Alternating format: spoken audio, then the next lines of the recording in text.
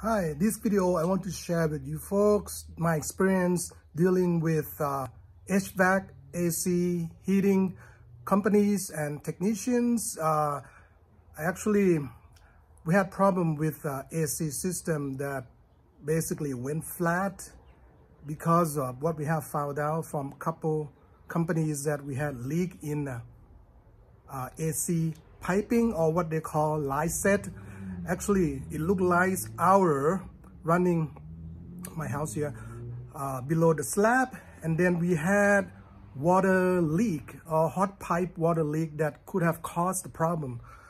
The earlier warning sign was that I would start hearing kind of crackling noise on my AC line in my garage. So I had a company that came out, and he cut my line inside my garage, and then he ran a bypassed the condenser. Basically from the condenser he bypassed, and then he put in nitrogen, and he actually cut my lines on the other end, so kind of seal it in a way. And then he ran a test, and he told me that I have a major leak, so we need to run a new line, whatever. So anyway, now I had a second, I got a second opinion. I had a second technician that came out, and he did the same thing. And he confirmed that, yeah, in fact, I have a major leak, because when he put in the gauge, the water pressure gauge, he pumped in nitrogen.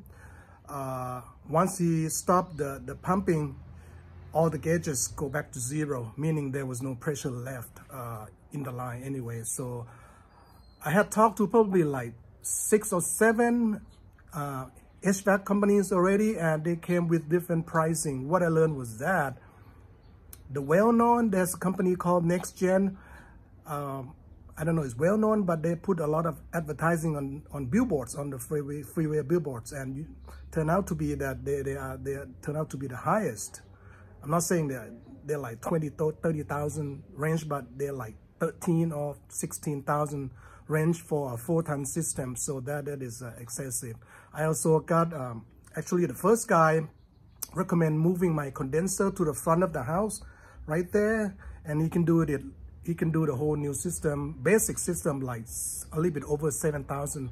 That is the lowest I got so far, but I have to move condenser to the front, which is, doesn't look too good, behind my gate, because we have a narrow entrance in my front.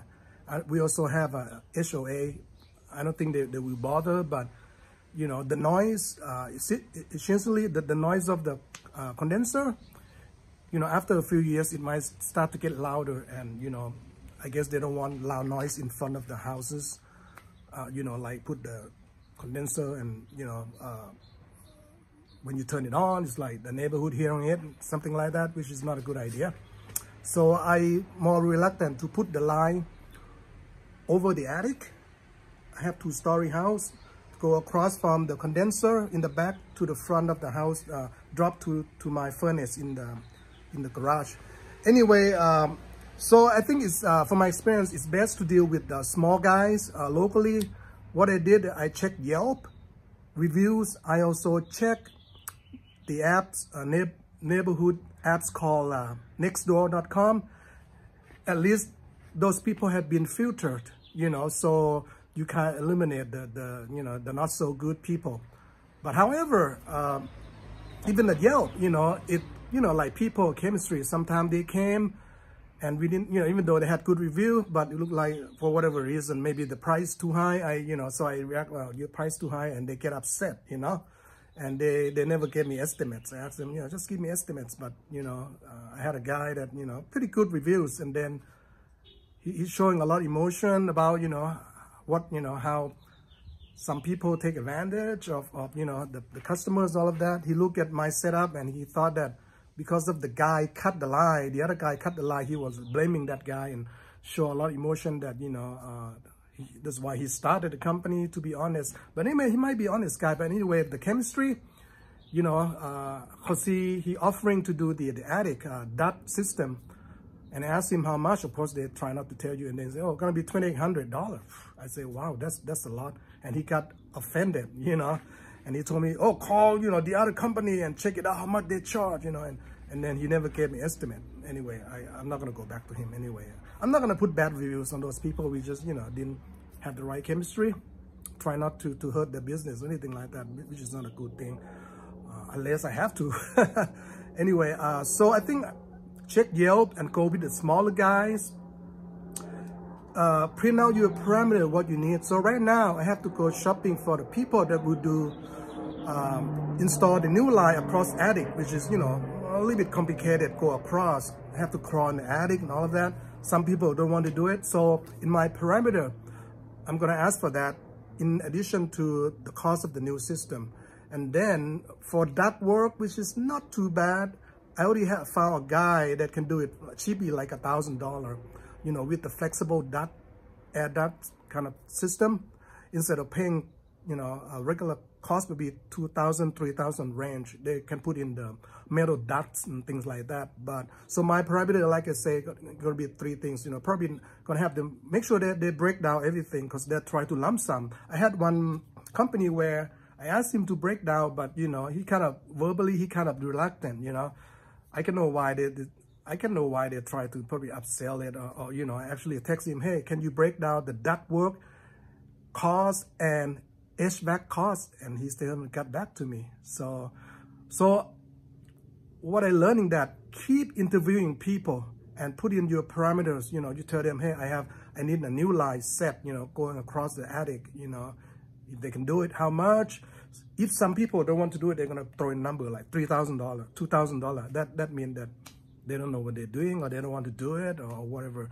And I had a company that only charged like around $600 up to $1,000 to run a new line, you know, going over the attic. So it's getting a little bit complicated, but I fine-tune my specs, and then I kind of know the price range.